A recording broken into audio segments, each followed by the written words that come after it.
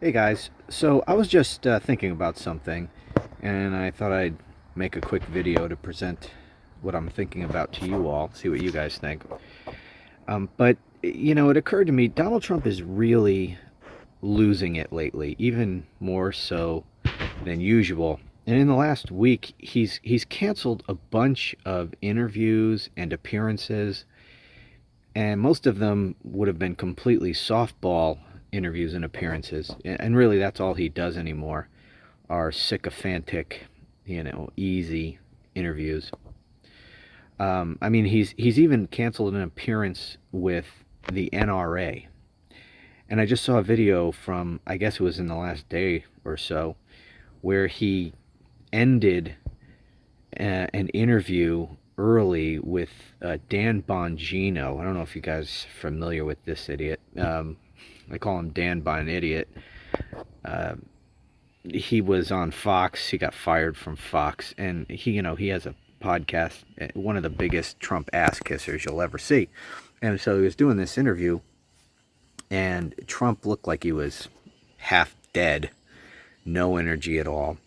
And at one point, he just said that he had to end the interview, that his people were calling him off, which obviously was a lie if you saw the expression of Bongino and everything. Clearly, Trump was just losing it, or he wanted to go friggin' take a nap, or maybe he just shit himself. I don't know. Could have been any one of those things.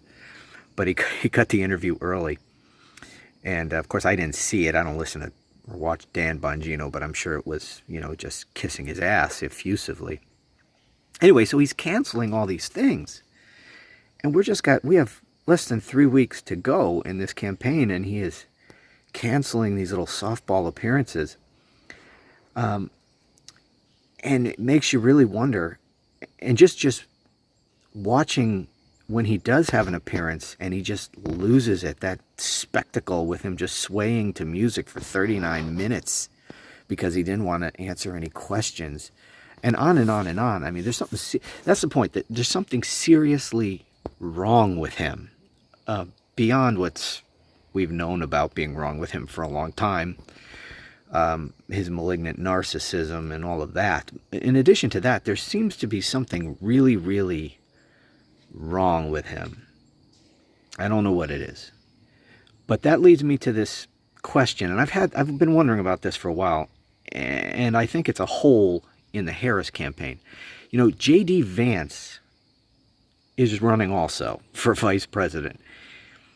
And judging by Donald Trump's precipitous decline, both cognitively and apparently physically, there's probably a damn good chance that if, God forbid, Donald Trump were to win, J.D. Vance is going to be president within the next 4 years, either through invocation of the 25th Amendment. And by the way, just so point of constitutional order here, invoking the 25th Amendment wouldn't remove Donald Trump from office. It would just strip him of his authority to exercise the duties of the office temporarily, while whatever thing he's suffering from that caused them to invoke the 25th Amendment, while that's in effect, then the vice president gets to exercise the powers of the president. But Trump would still be president. He's not removed from office.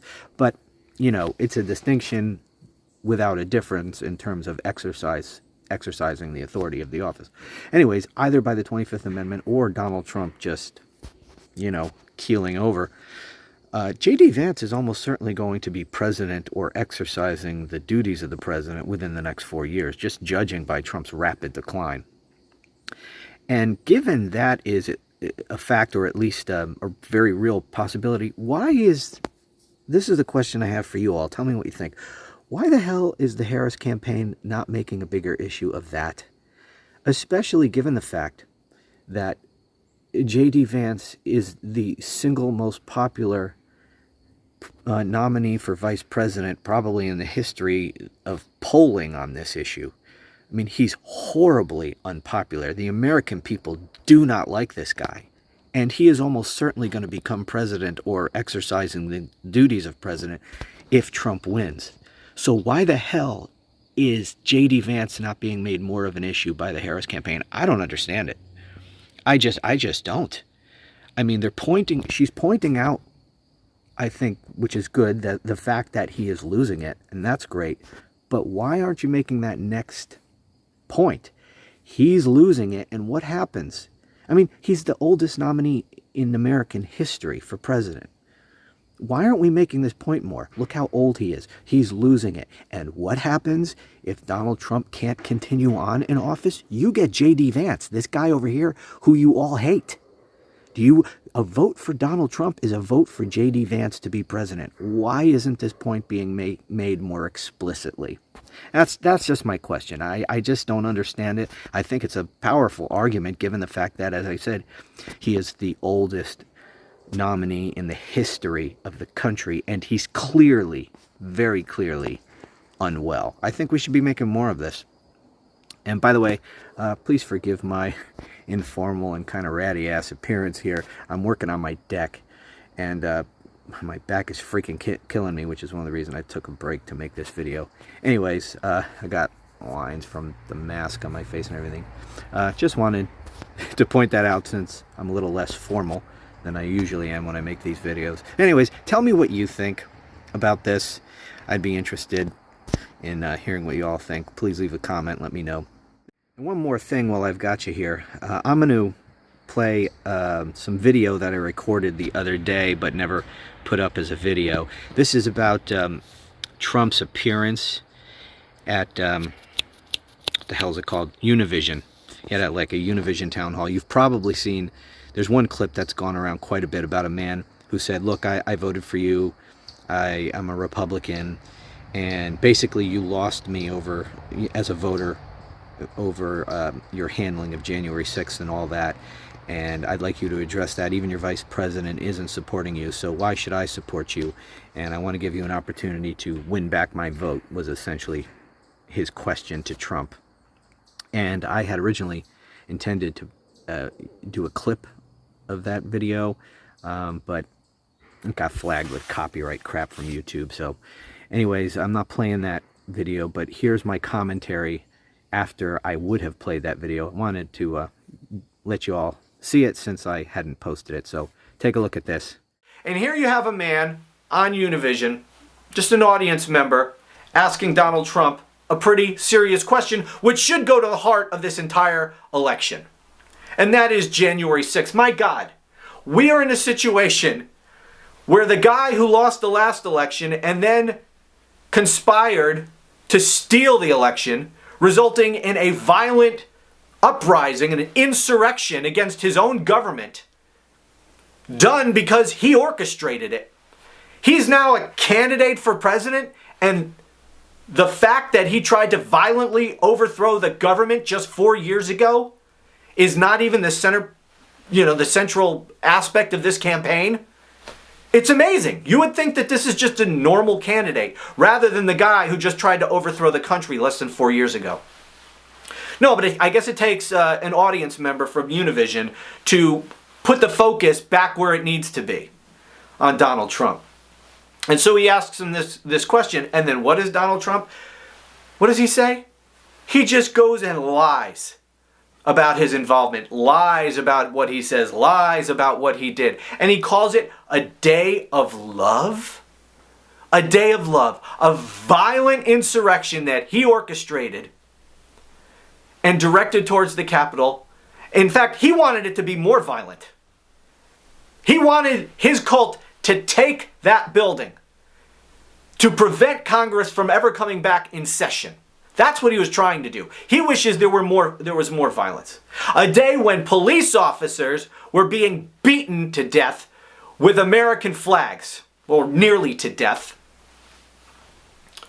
by members of his cult. That's a day of love.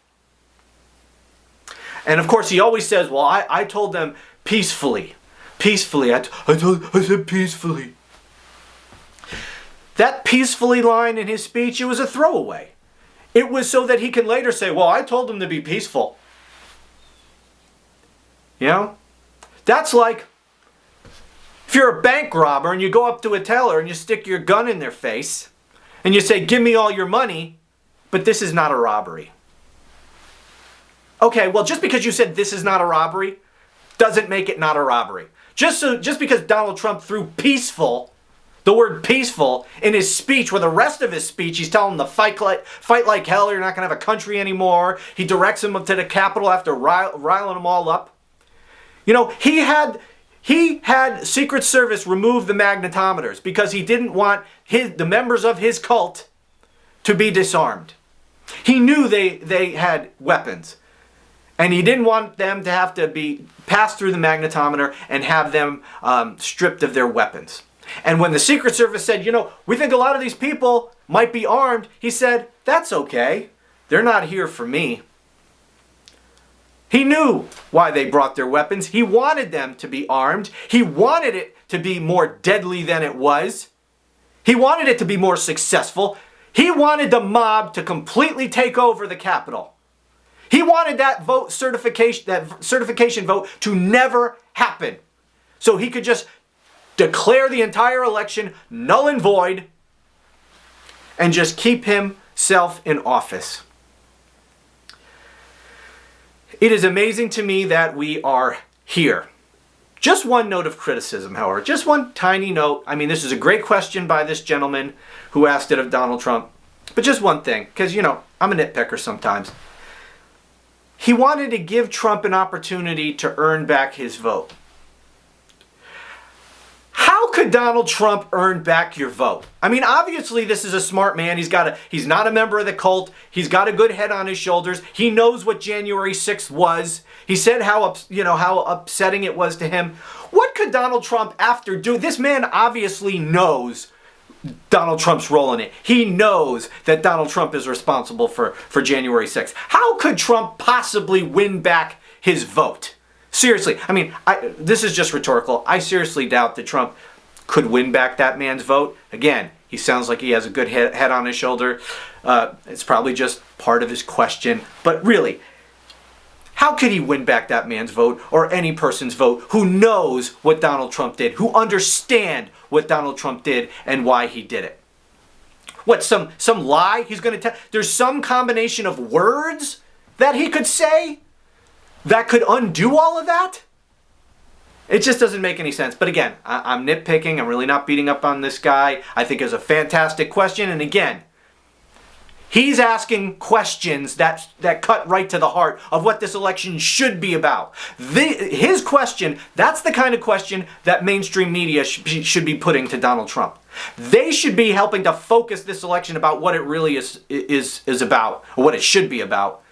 And that man right there asking Donald Trump that question cut through all the crap and got to the heart of the issue. So I salute that man. So thanks for watching. Please subscribe if you haven't done so already. And until next time, be well, and I'll talk to you again soon.